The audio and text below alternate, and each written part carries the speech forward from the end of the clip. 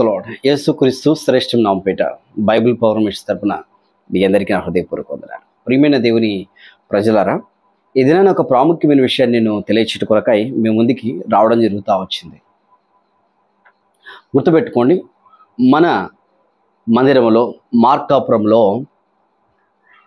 జరగబోతున్న బాప్తిస్మ కార్యక్రమాలు 10వ తారీఖున, నవంబర్ 10వ తారీఖున బాప్తిస్మ కార్యక్రమాలు ఉన్నాయి. దయచేసి ఎవరైనా బాప్తిసం పొందాలని భావించినట్లయితే రండి, మీకు బాప్తిసం ఇవ్వడానికి సిద్ధంగా ఉన్నాం. అది రక్షణ పొంది, మారుమనసు పొంది, ఎవరి బలవంతము లేకుండా మీరు మారుమనసు పొంది బాప్తిసం తీసుకోవాలనుకుంటేనే రండి, మీకు బాప్తిసం ఇవ్వడానికి నేను సిద్ధంగా ఉన్నాను.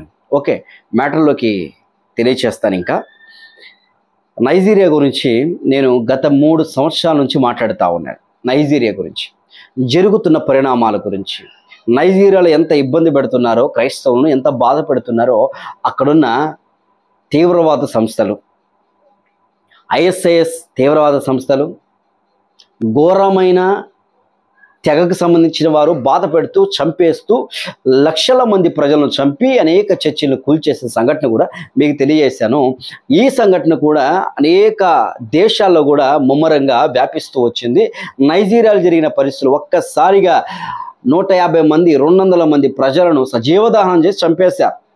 ఈ విషయాలు కూడా మీరు చూశారని నమ్ముచున్నాను, చూశారని భావిస్తా ఉన్నాను. ఒకవేళ ఎవరికైనా విషయాలు తెలియకపోతే నైజీరియాలో జరుగుతున్న ఘోరమైన సంగతుల గురించి భారముతో ప్రార్థన చేయండి.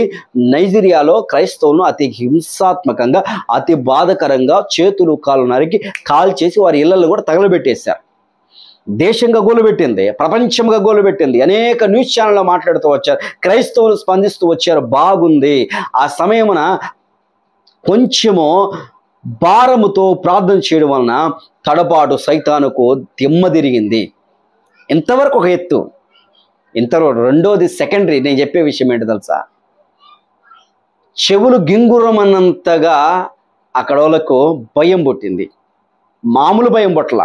ఎవరు ముందుకు వచ్చారు తెలుసా? ప్రపంచములో ఉత్తమమైన నాయకుడు, ప్రపంచాన్ని శాంతియుతంగా నడిపిస్తున్న నాయకుడు, ప్రపంచాన్ని సమాధానకరంగా నడిపిస్తున్న నాయకుడు, మరణాన్ని తప్పించుకున్న నాయకుడు, అమెరికా ప్రెసిడెంట్ ట్రంప్ ముందుకు రావడం జరిగింది. మొన్నటి దినాన ఆయన మాట్లాడుతూ తెలియజేసిన విషయం ఏదో తెలుసా? 30వ తారీఖున ఆయన మాట్లాడుతూ వచ్చారు. ఈ విషయాన్ని గురించి నేను ముందుగానే తెలియజేయాలనుకున్నాను, కానీ ఆ సమయంలో వైజాగ్ మీటింగ్లో ఉన్నాను నేను. అయితే ట్రంప్ గారు మాట్లాడుతూ తెలియజేసిన విషయం ఏంటో తెలుసా? రిపోర్టర్స్ వచ్చారు, అడుగుతున్నారు, అయ్యా నైజీరియాలో ఇంత ఘోరంగా జరుగుతూ ఉంది, మీ స్పందన ఏమిటి అంటే, ఎస్ నేను కూడా విన్నాను, ఈ విషయం గురించి నేను విన్నాను. క్రైస్తవులను బాధ పెడుతున్నారు, క్రైస్తవులను చంపుతున్నారు, హింసిస్తున్నారని నాకు తెలుసు, నేను విన్నానని చెబుతూ ఆయన ఏం చేశాడు తెలుసా? ఒకవేళ వారు గనక ఆ చర్యను మార్చుకోకపోతే దేశం మీదికి, ఉగ్రవాద సంస్థల మీదికి, ఉగ్రవాదుల ఇళ్ల మీదికి, ఆ యొక్క సేన మీదికి, దయ్యపు సేన మీదికి నేను సైన్యాన్ని ముమ్మరం చేస్తా, ఆర్మీని దింపుతాని మాట్లాడాడు ఆయన. క్రైస్తవులను హింసించున్న దేశాలు, ఏ దేశమైన క్రైస్తవులను హింసిస్తే, ఏ దేశమైనా ఓరకనే మనుషులను బాధ పెడితే మాత్రం ఒప్పుకోను, వారి చర్య ఉంటుంది అని మాట్లాడుతూ వారి మీద ప్రతీకారమైన మాటలు మాట్లాడుతూ వచ్చాడు. ఇది మార్చుకోకపోతే మాత్రం నేను ఒప్పుకోను. Stop the killings of Christians in Nigeria or I will stop all aid and assistance making to intervene militarily అని మాట్లాడాడు. ఎంత అద్భుతమైన సంఘటన! క్రైస్తవుడికి ఏమైనా జరిగితే ఒప్పుకోని స్థితిలో ట్రంప్ గారు కనబడుతున్నాడు. ఈరోజు ప్రపంచం అంతటా ఎక్కడ క్రైస్తవులకి ఏదైనా జరిగినా ఒక టీమును ఫామ్ చేస్తున్నాడు ఆయన, తెలుసా? ఒక టీమును ఆయన ఫామ్ చేయడానికి సిద్ధంగా ఉన్నాడు. అది ఎక్కడైనా ఓరకనే క్రైస్తవులు ఎవరిని హింసించేవారు కాదు, ఎవరిని బాధ పెట్టేవారు కాదు, ప్రపంచానికి మేలుకరంగా ఉండేవారు, ప్రపంచాన్ని ఖ్యాతిలోకి తీసుకెళ్లేవారు. ఈ మధ్యకాలంలో చూసాం కదా మనం, జెమిమా జెసికా రోడ్రిగ్స్ అనే సహోదరి క్రికెట్ని సెమీఫైనల్ నుంచి ఫైనల్కి తీసుకెళ్లిన ఘనత. క్రైస్తవుడు గొప్పవాడు, క్రైస్తవుడు ఎవరికి హాని చేయడు, దేవుని గురించి మాత్రం పడిస్తే, దేవుని గురించి ప్రకటించినందుకు, దేవుని గురించి మాట చెప్పినందుకు, క్రీస్తును నమ్ముకున్నందుకు అక్కడ వారిని చంపుతూ వచ్చారు నైజీరియా. నువ్వు వదిలిపెట్టి యేసు ప్రభువుని వదిలిపెడితేనే నీకు ఇక్కడ ఉండే నివాసం.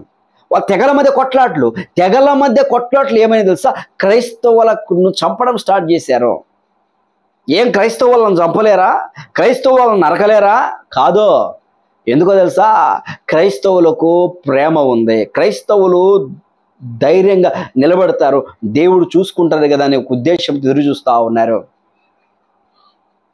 నరహత్య పాపం కాబట్టి మౌనంగా ఉన్న పరిస్థితి. లేకపోతే ప్రపంచంలో ఎంతమంది క్రైస్తవులు ఉన్నారు? ఒక్కసారిగా ఎవరెవరు ఎదురు తిరిగారు వాళ్ళ మీద దాడులు చేస్తే పరిస్థితి ఎట్లా ఉంటుంది? అది కాదు క్రైస్తవులకు దేవుడు నేర్పించిన మాటలు. నిన్ను వలే నీ పొరుగు వారిని ప్రేమించమన్నాడు దేవుడు. నిన్ను వలే నీ పొరుగు వారిని ప్రేమించో. నేను ఒక చెంప మీద కొడితే ఇంకొక చెంప చూపించు. నీకు కీడు చేస్తే నువ్వు మేలే చేయి. అబ్బా, బైబిల్ వాక్యాలు ఎంత గొప్ప వాక్యాలు. అలాంటి మాటలు పట్టుకున్న నైజీరియా క్రైస్తవులను చంపుతూ వచ్చారు, నరుకుతూ వచ్చారు. అనేక మంది ఆ యొక్క డంపింగ్ యార్డ్ లాగా ఉన్న శవాల కుప్పలు ఇసిరేస్తూ అప్పుడు వచ్చింది బయటికి వెలుగులోకి. అప్పటిదాకా నేను మాట్లాడుతూ ఉన్నాను విషయాలు, కానీ పబ్లిక్లోకి రాలా, పబ్లిక్లోకి తెలియజేయలే ఎవరు కూడా. ఆ సమయం టీవీ వచ్చింది, ఎంటర్ అయింది. టీవీ మాట్లాడుతావు, టీవీలు చెప్తూ వచ్చారు.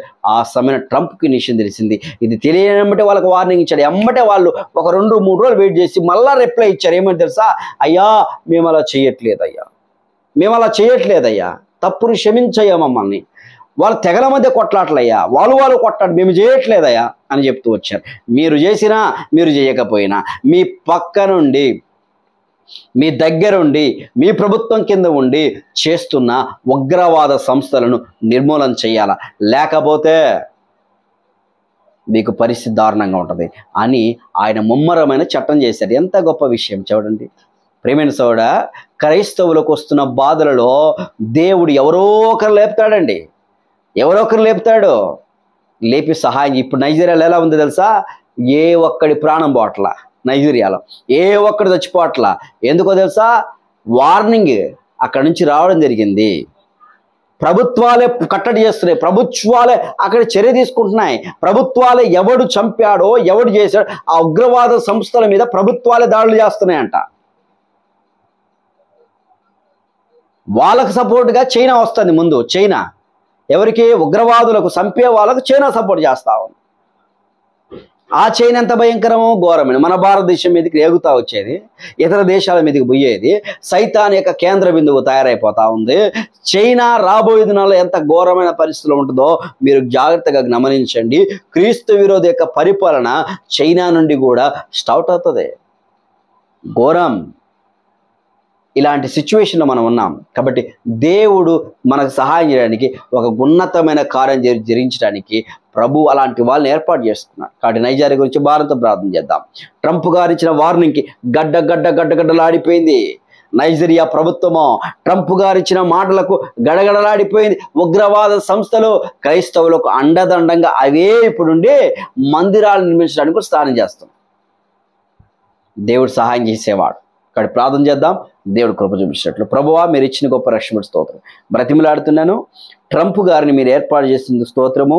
ప్రపంచంలో, భారతదేశంలో, అమెరికాలో అనేక చోట్ల జరుగుతున్న ఈ యొక్క దాడులను ఆపండి, మార్చమని వేడుకుంటూ ట్రంప్ గారికి మంచి ఆరోగ్యం దయచేయమని నీ వైపు చూస్తూ యేసుక్రీస్తు నామమున నైజీరియాలో గొప్ప కార్యం జరిగించమని, ఎక్కడెక్కడ క్రీస్తు బిడ్డలను బాధ పెడుతున్నారు వారందరికీ ఆదరణ దయచేయమని నీ వైపు చూస్తూ యేసుక్రీస్తు నామమున స్తుతించి ప్రార్థన చేయకున్నాను తండ్రి. ఆమేన్.